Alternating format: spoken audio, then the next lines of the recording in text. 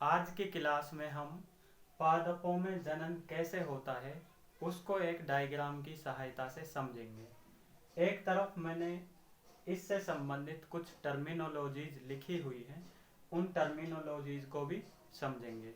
आप पेन और रजिस्टर लेके बैठिए, सारी चीज़ों को उतारते चलिए जिनको मैं मुंह से बोलूँगा, और जो बोर्ड पे उतरी हुई हैं उन चीज़ों को भी आप उनका अच्छे से नोट्स बना लें और उनको याद करते हुए चलें। चैनल अगर अभी तक आप लोगों ने सब्सक्राइब नहीं किया है तो चैनल को ज़रूर सब्सक्राइब कर लें।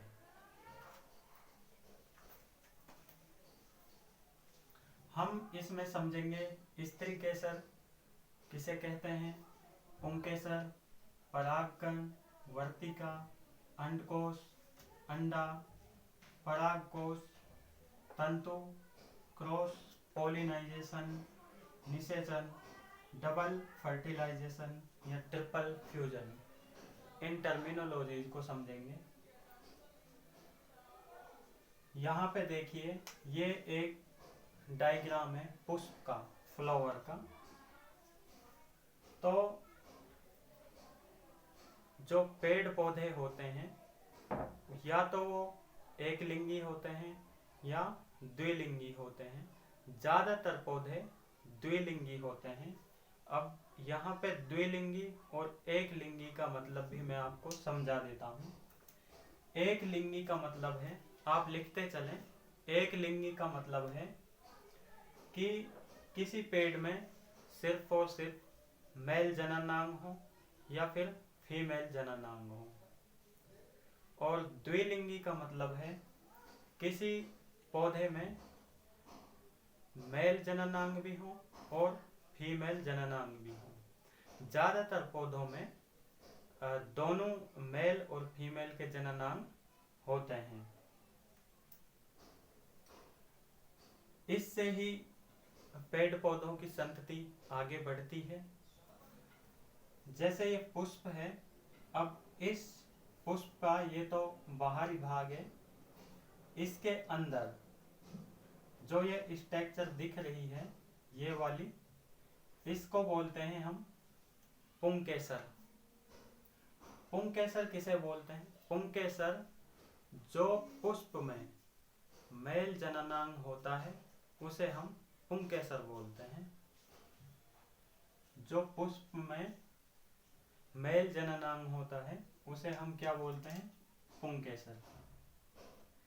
अब ये है यहाँ से पुंकेसर, ये एक फिलामेंट से जुड़ा हुआ है, इसको बोलेंगे हम फिलामेंट। फिलामेंट या तंतु। ये जो तंतु है ये पुंकेसर को सपोर्ट दे रहा है। पुंकेसर फिलामेंट के ऊपरी सिरे पे लगा हुआ है और पुंकेसर के बाहरी खोल है, इसको हम बोलेंगे अंडकोश। ये बाहरी खोल है, ये डायग्राम आप बना लें। और इसके अंदर है जो, इसे बोलेंगे हम अंडाशय। इसमें मेल जननांग होते हैं। और इसी तरह दूसरी तरफ यह भी पुंकेसर है और बीच में यह संरचना दिखाई दे रही है जो, ये है ओवेरी, ये फीमेल जननांग है। स्त्री केसर किसी पुष्प में जो फीमेल जननांग होता है उसे बोलते हैं हम स्त्री केसर। स्त्री केसर, ये बीच में जो दिखाई दे रही है संरचना, ये ओवेरी है। और ओवेरी के अंदर जो ये संरचना है, ये वाली, ये है अंडे, एग, ओव्यूम। इनको हम पेड़ पौधों में या पुष्प में ओव्यूम बोलते हैं। जो एग होते हैं उसको हम ओव्यूम बोलते हैं। और ओव्यूम कहाँ होते हैं? ओव्यूम होते हैं ओवेरी के अंदर। ये बाहर की संरचना ओवेरी है और अंदर इसके, ओवेरी के अंदर ओव्यूम है, यानी कि अंडे हैं इसके अंदर। ये भी एक ट्यूब से जुड़ा होता है। ये सबसे ऊंची संरचना होती है पुष्प में, और इस ट्यूब के ऊपरी सिरे को बोलते हैं वर्तिका या स्टिग्मा। वर्तिका को इंग्लिश में स्टिग्मा भी बोलते हैं, STIGMA, स्टिग्मा।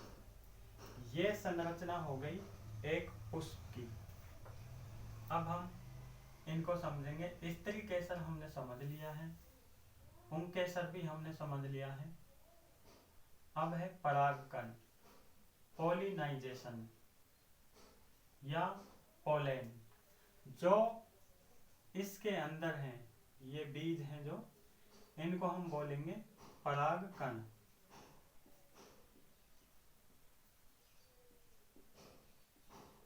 या पोलेन। पुंकेसर के जो अंदर बीज होते हैं, जो मेल जननांग के जो फीमेल के अंदर जाते हैं, उनको हम पोलेन बोलते हैं। जैसे मेल में शुक्राणु होते हैं, इसमें पुष्प में पोलेन होते हैं, ये परागकण होते हैं। ये परागकण ही जिम्मेदार होते हैं नए बीज बनाने के लिए। ये बात आप लिख लें, परागकण हो गए। अब है वर्तिकाग्र, स्टिग्मा। यह स्टिग्मा हमने बता दिया है आपको। ये एक ट्यूब से जुड़ी हुई होती है स्टिग्मा, और ये ट्यूब ओवेरी से जुड़ी हुई होती है। ये बीच का भाग फीमेल जननांग है, और ये साइड में पुंकेसर, ये मेल जननांग है। ओवेरी को हमने समझ लिया है। ये संरचना है जो ओवेरी है। ये कोश है जो अंडकोश। इसके अंदर अंडे हैं, ये, इनको हम बोलेंगे ओव्यूल। परागकोश, ये परागकोश है जो परागकण के चारों तरफ इसको सुरक्षा प्रदान कर रहा है। इसको हम परागकोश बोलेंगे या एंथर बोलेंगे। ये बाहरी जो संरचना है एंथर है या परागकोश। परागकोश। तंतु मैंने बता दिया आपको, इसे तंतु बोलेंगे जिससे ये जुड़ा हुआ है। अब इनको हम थोड़ा बाद में समझेंगे, एक बार मैं आपको बता देता हूं।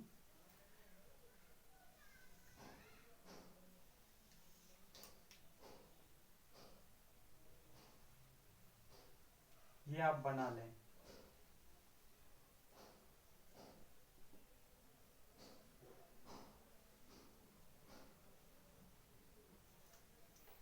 यह है पुंकेसर। इस पूरी संरचना को पुंकेसर बोलेंगे। इसमें ये फिलामेंट है, ये मेल जननांग है एक पौधे में। इसको बोलेंगे हम तंतु या फिलामेंट। ये फिलामेंट जुड़ा हुआ होता है परागकोश से। ये सपोर्ट देता है परागकोश को, परागकोश और परागकणों को सपोर्ट देता है। ये फिलामेंट है, तंतु है। और ये बाहरी जो संरचना आपको दिख रही है, इसको हम बोलेंगे परागकोश।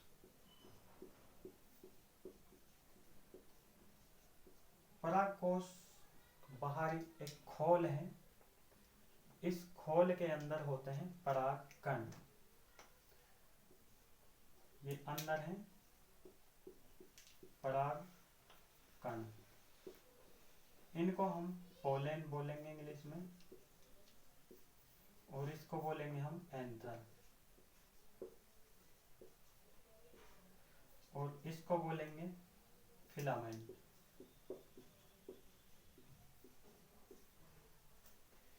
ये मेल जननांग हो गए एक पुष्प में, एक पौधे में। जो परागकण है, ये परागकण फीमेल की ओवेरी तक पहुंचते हैं, और फीमेल के ओव्यूम से मिलते हैं, तब जाके एक फल बनता है। उसको हम आगे समझेंगे। अभी मैं आपको समझा देता हूँ। ये आप उतार लें, फीमेल जननांग, पौधे में फीमेल जननांग। तो मुझे उम्मीद है ये आपने उतार लिया होगा। इसको मैं एक बार मिटा रहा हूँ, फिर यहाँ पे फीमेल जननांग को बनाएंगे।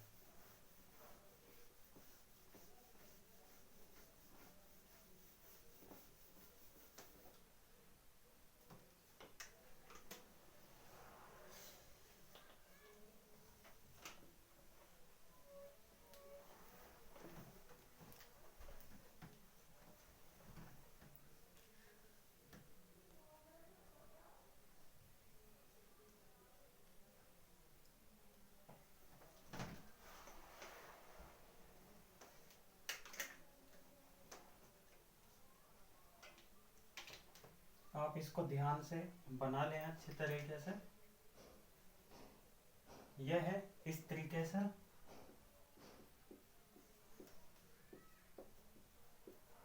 इस तरीके से की संरचना है।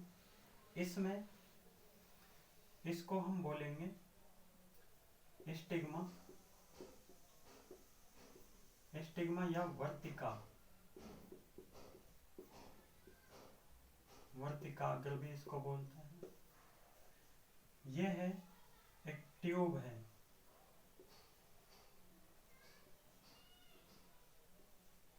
इस ट्यूब की सहायता से जो स्टिग्मा है वो जुड़ा होता है ओवेरी से। ये बाहर की जो संरचना है इसे हम बोलेंगे अंडकोश।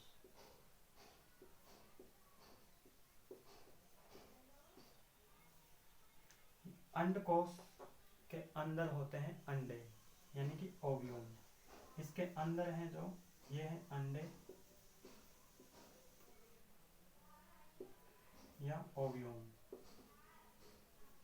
ओव्यूल।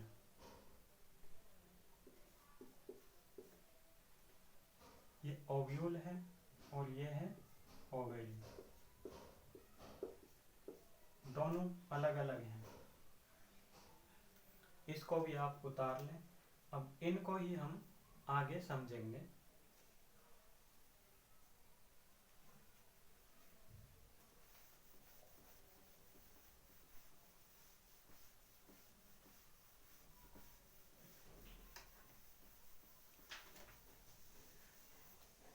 जब एक ही पुष्प पे फीमेल जननांग भी हों और मेल जननांग भी हों, तो इनमें निषेचन कैसे होता है, फर्टिलाइजेशन, उसको हम समझेंगे। आप लिखते जाएं। जैसे अब ये मेल जननांग में परागकण है, ये परागकण जाएंगे वर्तिका में। ये परागकण पोलेन है जो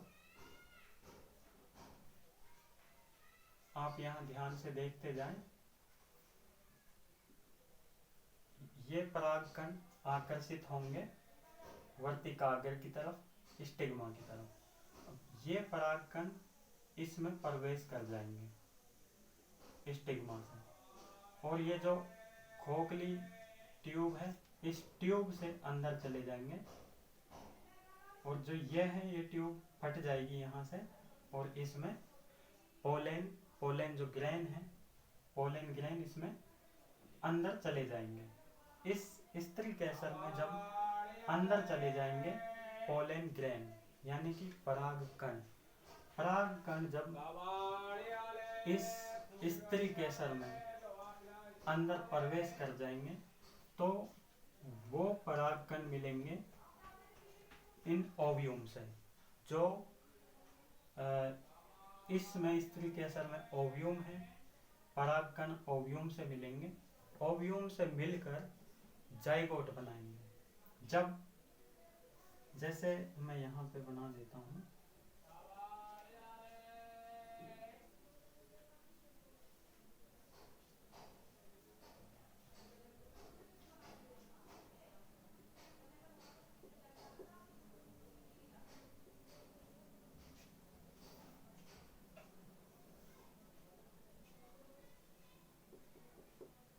ये परागकण जाएंगे इसके अंदर और ये ओवेरी में जाके ओव्यूम से मिलेंगे। जब ये परागकण ओव्यूम से मिल जाते हैं तो बनता है जाइगोट, यानी कि भ्रूण बनता है, एक छोटा बीज बनता है। जैसे ही ये जाइगोट इसमें बन जाएगा, जब इनका मिलन हो जाएगा तो जाइगोट बनेगा, और जैसे ही जाइगोट बनेगा तो इसकी कोशिकाओं में बहुत तेजी से विकास होगा। विकास होने से इस जाइगोट के चारों तरफ एक प्रोटीन युक्त संरचना बन जाएगी, प्रोटीन्स इसको ढक लेंगे और उसी को कहेंगे हम फल। यानी जैसे इससे बना सेब का बीज, मान लो बेर का बीज बना। जब मेल गैमेट्स और फीमेल गैमेट्स मिले तो उस बीज बनते ही उसके चारों तरफ एक पोषण युक्त संरचना बन जाएगी, ताकि इस बीज का अच्छे से पालन पोषण हो सके। तो उसी को हम कहेंगे फल। जो बीज के चारों तरफ प्रोटीन होता है उसको हम फल कहते हैं। एक संरचना बन जाएगी, उसको फल कहेंगे। तो ये हो गया निषेचन। निषेचन, डबल निषेचन से फल बनते हैं। यहाँ पे लिखा हुआ है डबल फर्टिलाइजेशन। जो फल का निर्माण होता है वो डबल फर्टिलाइजेशन से होता है। यानी जैसे ही पोलन ग्रेन ओवेरी के अंदर आएंगे तो एक बार इससे टकराएंगे पोलन ग्रेन, एक पोलन ग्रेन, तो ये यहाँ से रास्ता बन जाएगा आगे की तरफ। फिर दूसरी बार जो ये कण हैं इनसे टकराएंगे तो एक बार फर्टिलाइजेशन यहाँ पे होगा जब इनसे टकराएंगे, और दूसरा फर्टिलाइजेशन जो पीछे के ये हैं इनसे टकराएंगे तो दो बार फर्टिलाइजेशन होगा। एक बार के फर्टिलाइजेशन में जो बीज है उसका निर्माण होगा, और दूसरा फर्टिलाइजेशन होगा जो दोबारा निषेचन होगा, उससे बीज के चारों तरफ फल का निर्माण हो जाएगा।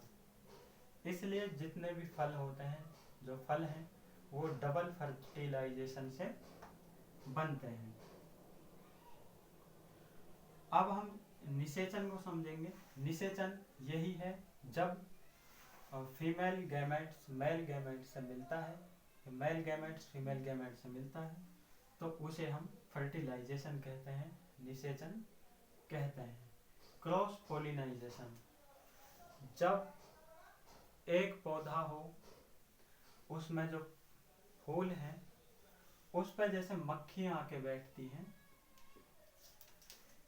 इन मक्खियों की पंखों पर मधुमक्खियां आके बैठती हैं। उन मधुमक्खियों की पंखों पर जो पुंकेसर होता है, इस पुंकेसर से मेल गैमेट्स चिपक जाते हैं, और जब ये मधुमक्खियां दूसरे किसी फूल पर जाके बैठती हैं तो वहां पे उस दूसरे फूल के इस स्टिग्मा तक, जो ये ऊपर स्टिग्मा है और नीचे ये ओवेरी है, इस ओवेरी में अगर प्रवेश कर जाएं दूसरे फूल के, दूसरे पेड़ के ओवेरी में किसी दूसरे पेड़ के मेल गैमेट्स चले जाएं या पोलन ग्रैंड चले जाएं किसी भी सहायता से, या हवा में उड़ के, या किसी मधुमक्खी के पंखों में लग के, या फिर कोयल या कोई अन्य पक्षी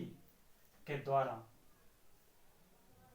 ये पोलन ग्रेन किसी दूसरी जगह के पेड़ पे चले जाएं और वहां पे इनका निषेचन हो जाए, दूसरे पेड़ की ओवेरी में जाके, दूसरे पुष्प की ओवेरी में जाके अगर निषेचन हो जाए तो इसे हम कहेंगे क्रॉस पोलिनाइजेशन या क्रॉस निषेचन। इससे पेड़ों में बायोडाइवर्सिटी बढ़ती है। तो आज की वीडियो में यही चीज़ें थी, आपने समझ ली होंगी। इसका अच्छे से आप नोट्स बना लें। जो चीज़ें मैंने बोली हैं उनको आप लिखते जाएं, नोट्स अपने आप कंप्लीट हो जाएगा और फिर उनको रिवाइज कर लें अच्छे से। धन्यवाद।